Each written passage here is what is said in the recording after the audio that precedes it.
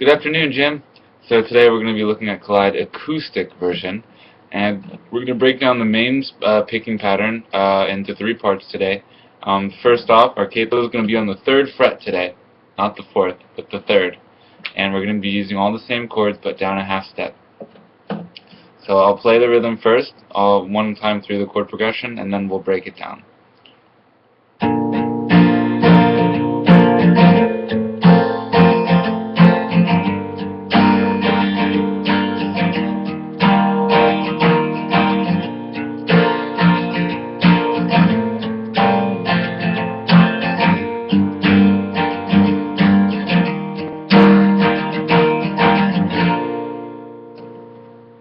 Okay, so I said I was going to break down into 3 parts. So the first part is this, which is 2 strokes on your bass note, and then you're going to do 1 full downstroke down all 6.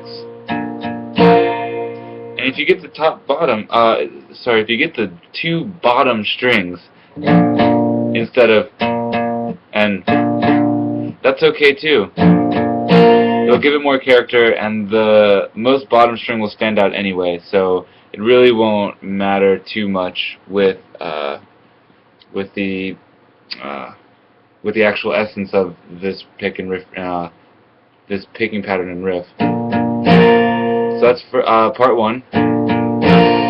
Part 2 with part 1 sounds so.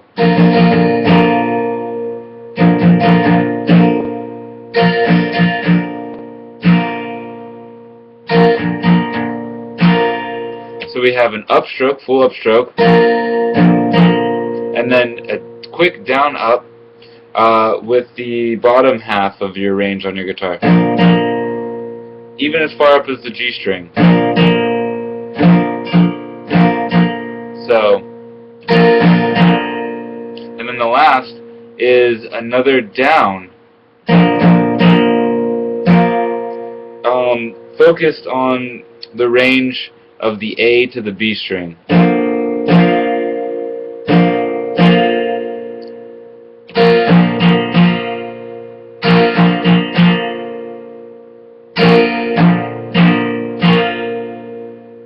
And so that way we get a variety of tones, and it becomes a motif, a melodic motif, rather than a one chord being played over and over again. So part 1 and 2 together slow sounds like 2, 3, 4.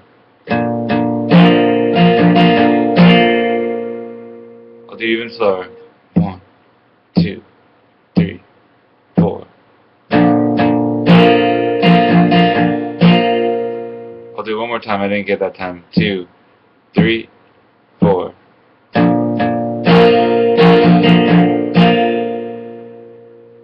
So the last part, part 3, is 2 strokes. That's it. A full up and a full down. No, it's a full down and a full up. So part 2 and 3 together. Part 3 is just full down and then full up. But they're acting as 8th notes or 16th notes, so they're quick and they're married to each other. So the whole thing together, slow, 2, 3, 4.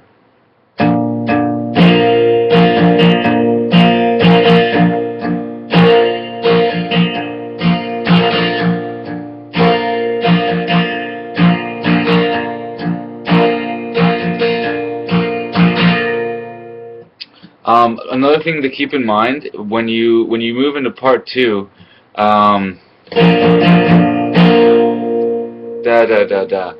those notes are connected. So in order to maintain the momentum of this riff and the overall atmosphere, we need to seamlessly weave all the parts of part 2 specifically together in order to keep that going, because it becomes syncopated in part 2. And then once we get into part 3, it brings it back into that downward, really head bobbing motion, which keeps us enthralled with this music. So part 2 is very important to keep seamless and flowing. It's really important to keep this hand always in the tempo of what you're playing. This will be your metronome. So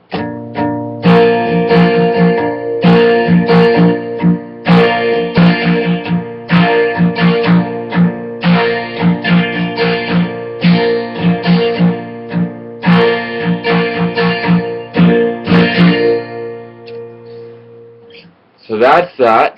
There's one more thing I'm going to have in this video for you, and it is the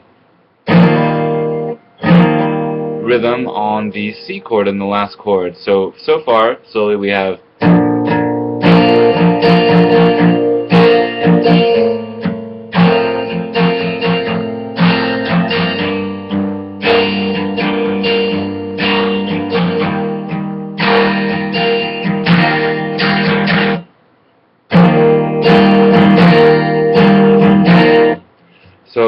that last chord is a little different because we have this flourish where we hammer on that to that C sus9 from the second note to the third. And all that is, slowly broken down, is you start the pattern just the same as you would any of the other chords.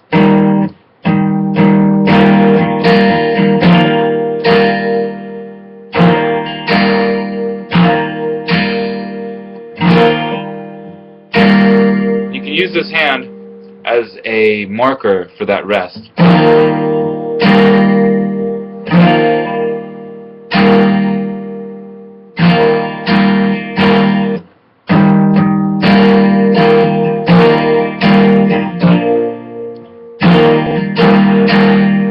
So there's 2 ups. It's down, rest, up, and then a slow, and then a shorter up, a full up.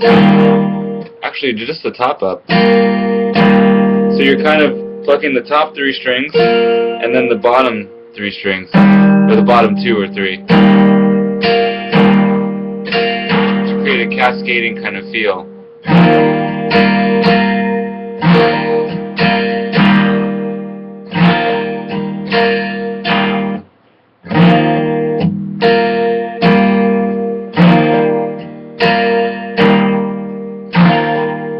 Notice my hand keeping time. So that's the only difference in the song.